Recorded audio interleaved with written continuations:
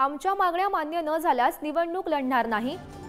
आमदार बच्चू कडू यांनी या संदर्भातला इशारा दिल्याचं पाहायला मिळतंय। 19 तारखेला सरकारला मागण्यांचं निवेदन देणार।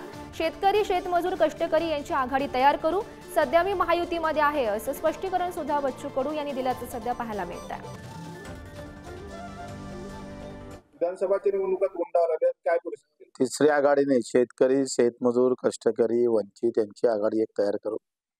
त्याला तिसरी आघाडी नाही, आमची पहिली आघाडी राहील। यांच्या बाकीच्या नंतरच्या आघाड्या आहे।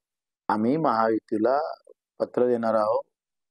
त्याच्यामध्ये शेतकऱ्यांचे मुद्दे, दिव्यांगांचे मुद्दे आणि युतीनं जर ते कबूल केलं आणि घोषणा केली तर माझी सीट बच्चू कडू आमदारकी लढणार नाही, ते युतीला देणार, माझी स्वतःची।